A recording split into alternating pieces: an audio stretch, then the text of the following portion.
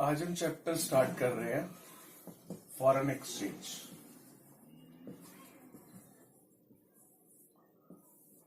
सबसे पहले हम पढ़ेंगे meaning of foreign exchange. Meaning of foreign exchange. Foreign exchange means क्या? देखो, अगर हम इंडिया में रह रहे हैं तो हमारी इंडिया के लिए इंडियन करेंसी छोड़कर जितनी भी फॉरेन कंट्री की करेंसी है वो सब हमारे लिए फॉरेन एक्सचेंज है। ठीक है, मतलब अपनी करेंसी छोड़कर बाकी सारी करेंसी हमारे लिए फॉरेन एक्सचेंज है। एग्जांपल, ये डॉलर जो है हमारे लिए फॉरेन एक्सचेंज है, ये ऐसे पाउंड हमारे लिए फॉरेन एक्सचेंज है, और येन हमारे लिए फॉरेन एक्सचेंज है, दरहम हमारे लिए फॉरेन एक्सचेंज है। ऐसी मतलब जितनी भी फॉरेन कंट्रीज की अदर देन होम कंट्री, ठीक है, other than home country,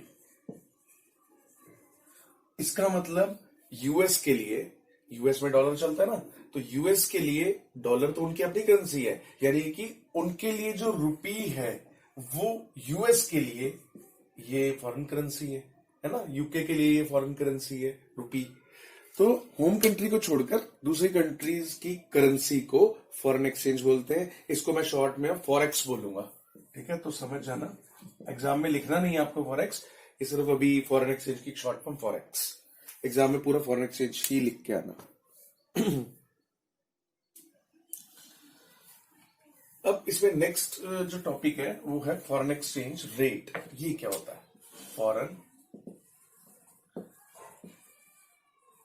exchange rate.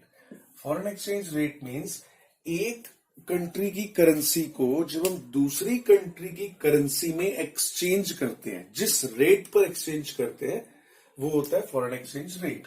मान लिया जैसे अब इंडिया में रुपी चलता है ना, इंडिया में, और यूएस में डॉलर है। अब रुपी को डॉलर में या डॉलर को जो रुपी में एक्सचेंज करेंगे तो क्या ये ऐसा होगा कि $1 दे दिया और $1 ले लिया? ऐसा नहीं ना कोई इनका आपस में एक रेट होगा, तो उस रेट को हम कहते हैं फॉरेन एक्सचेंज रेट।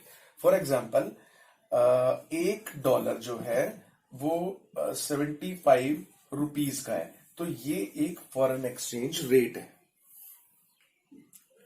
ठीक है, तो इसकी डेफिनेशन क्या हुई? Foreign exchange rate is a rate at which one currency is exchanged for the other. It is a rate at which one currency is exchanged with other। ठीक है, उस rate को फॉरेन एक्सचेंज रेट बोलते हैं।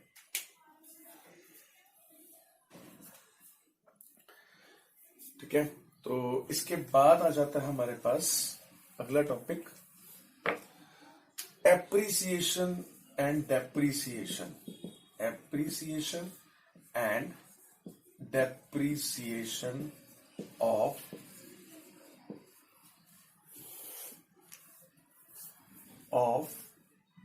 Currency. Appreciation depreciation of currency का मतलब क्या है? मान लिया अगर मैं कहूं कि $1 $75 का, ये एक रेट है। ठीक है, कुछ टाइम बाद $1 $70 का हो गया, आफ्टर वन मंथ।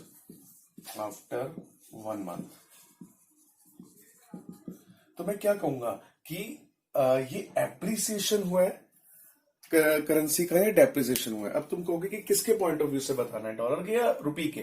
देखो, हम इंडिया में रह रहे हैं तो हम इंडियन रुपी के बारे में बताएंगे कि हमारी जो करेंसी है वो एप्रिसिएशन हुआ है, उसका डेप्रिसिएशन हुआ है।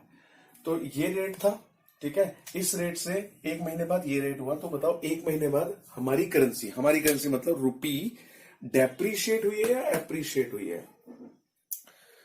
अब आप कहोगे इसका रेट तो कम हो गया, तो डेप्रिशिएट नहीं, ये एप्रिशिएट हुई है। एप्रिसिएशन ऑफ रुपी, यहां पे रुपी का एप्रिसिएशन हुआ है। क्यों हुआ है? देखो, पहले हम उनसे अगर $1 की कोई चीज मंगवाते थे, मान लिया वहां से मैंने $1 का एक पेन मंगवाया, अब एक पेन वहां पे तो $1 का है, वो पेन यहाँ पे मेरे पास आ गया, तो मुझे उसके लिए $75 देने पड़े।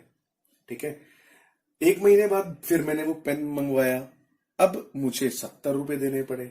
इसका मतलब हमारे रुपए की वैल्यू बढ़ गई ना, तो हमें पहले से कम रुपए देने पड़ रहे हैं ना, तो इसका मतलब हमारे रुपए की वैल्यू बढ़ रही है। ठीक है, तो ये एप्रिसिएशन है।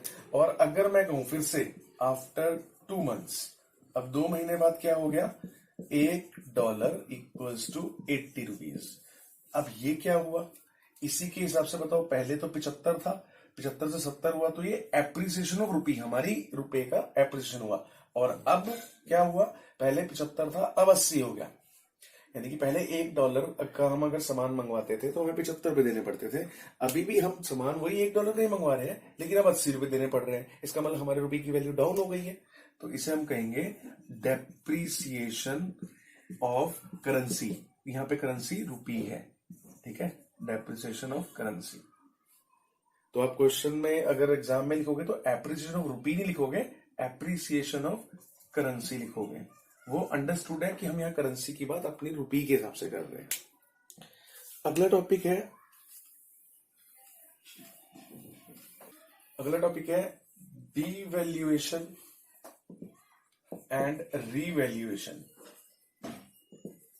Of currency. ये डिवैल्यूएशन और रीवैल्यूएशन एप्रिसिएशन और डेप्रिसिएशन जैसा ही है, थोड़ा सा फर्क है, बहुत थोड़ा सा। देखो, डिवैल्यूएशन का मतलब है ऑब्वियसली वैल्यूएशन का डाउन हो जाना, है ना, decrease in value, decrease in value. तो डिक्रीज इन वैल्यू तो तुम कहोगे फिर तो ये तो डेप्रिसिएशन ही है। बिल्कुल ठीक बात, डेप्रिसिएशन का ही दूसरा नाम डिवैल्यूएशन है यहाँ पर। लेकिन फिर भी ये अलग क्यों है, देखो, डेप्रिसिएशन करेंसी का कब होता था, जब अपने आप जो जैसे फॉरेक्स मार्केट होती है, एक फॉरेक्स मार्केट जैसे कि एक शेयर मार्केट होती है ना, जहां पर शेयर्स का रेट अप डाउन होता रहता है, ऐसे ही एक करेंसी की भी एक मार्केट होती है। तो उसके अंदर ये जो डॉलर का रेट है, रुपी का रेट, येन का, दिनार का, इनका रेट जो है ना प्लस माइनस होता रहता है, अप डाउन होता रहता है हर रोज हर पल। तो यानी कि कोई भी करेंसी का रेट डाउन हो रहा है, कभी करेंसी का रेट बढ़ रहा है। लेकिन वो जो अप डाउन होता है, उसको अप डाउन कहां से कौन करता है, वो अप डाउन कोई करता नहीं है, चाहे वो डेप्रिसिएशन हो या एप्रिसिएशन, वो अप डाउन कोई करता नहीं है, वो उसकी डिमांड एंड सप्लाई पर डिपेंड होता है। जैसे कि अगर डॉलर की डिमांड बढ़ जाती है तो डॉलर का रेट बढ़ जाता है हमारी कंट्री में और रुपी का वैल्यू डाउन हो जाती है, और अगर डॉलर की डिमांड कम हो जाए तो रुपी की वैल्यू बढ़ जाती है। यानी कि करेंसी की डिमांड सप्लाई की वजह से जब वैल्यू डाउन हो जाती है, इसको कोई और कर नहीं रहा, ये अपने आप हो रही है डिमांड सप्लाई की वजह से, तो उसे हम बोलते हैं डेप्रिसिएशन।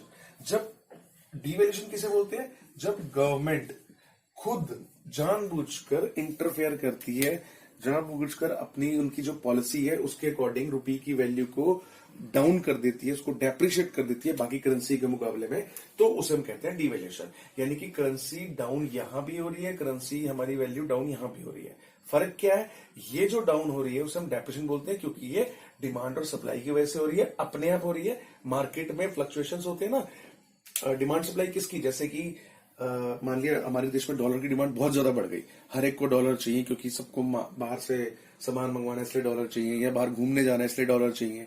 तो जब एक चीज की डिमांड बढ़ेगी तो उसका रेट भी बढ़ेगा, तो डॉलर का रेट बढ़ गया, डॉलर का रेट बढ़ने से मतलब रुपी का रेट डाउन हो गया, है ना, तो रुपी पर डेप्रिसिएशन हो गया। तो ये जो डेप्रिसिएशन हुआ किस वजह से हुआ, किसी ने किया थोड़ा ना, ये तो डिमांड और सप्लाई, डिमांड बढ़ गई डॉलर की इसलिए हुआ। लेकिन अगर यही काम गवर्नमेंट खुद करे, जानबूझकर करे, जानबूझकर उस रुपी की वैल्यू को डॉलर के मुकाबले में कम कर दे, डिक्लेयर कर दे, कल न्यूज़पेपर में आके कि गवर्नमेंट ने अपने रुपये की वैल्यू को जो है, डॉलर पहले $1 जो था 75 रुपए का था, गवर्नमेंट ने खुद जानबूझकर $1 80 रुपए तय कर दिया। अब ये जो एक्शन है, अगर एक गवर्नमेंट ने लिया है एक्शन तो ये डिवैल्यूएशन है। अगर ये एक्शन डिमांड सप्लाई की वजह से खुद ब खुद मार्केट में हुआ है तो डेप्रिसिएशन है। ठीक है, तो ये फर्क है डेप्रिसिएशन और डिवैल्यूएशन में। यही फर्क जो है रिवैल्यूएशन और एप्रिसिएशन में है। रिवैल्यूएशन ऑफ करेंसी और एप्रिसिएशन। एप्रिसिएशन मैंने क्या बताया, जब डॉलर के मुकाबले में रुपी की वैल्यू बढ़ जाती है ना, तो हम उसे कहते हैं एप्रिसिएशन।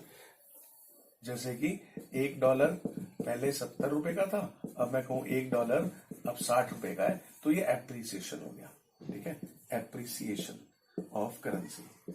लेकिन ये किस वजह से हुआ? फिर से बात यही आ जाती है, एप्रिसिएशन डिवेल्यूशन है दोनों एक ही चीज। डिवेल्यूशन का मतलब ये है कि रिवैल्यू हो गया, यानी कि हमारी करेंसी की वैल्यू बढ़ गई। लेकिन डिफरेंस सिर्फ ये है कि वजह क्या है। एप्रिसिएशन कब होता है? जब अपने आप डॉलर की डिमांड और सप्लाई की वजह से हमारे रुपए की वैल्यू प्लस माइनस होती है, बढ़ती है, तो उसे हम एप्रिसिएशन बोलते हैं। लेकिन अगर गवर्नमेंट ने खुद इंटरफेयर करके हमारे रुपए की वैल्यू को बढ़ा दिया, यानी कि ये काम गवर्नमेंट ने किया, डिमांड सप्लाई की वजह से नहीं, गवर्नमेंट ने किया कि गवर्नमेंट ने अपनी पॉलिसी बनाई कि $1 70 रुपए का नहीं, हम अब आज के बाद से $1 को 60 रुपए का मानेंगे, है ना। तो अगर ये एक्ट गवर्नमेंट ने किया है तो ये रिवैल्यूएशन ऑफ करेंसी कहलाएगा। अगर ये डिमांड और सप्लाई की वजह से अपने आप हुआ है, मार्केट में हुआ है अपने आप, तो ये फिर एप्रिसिएशन कहलाएगा।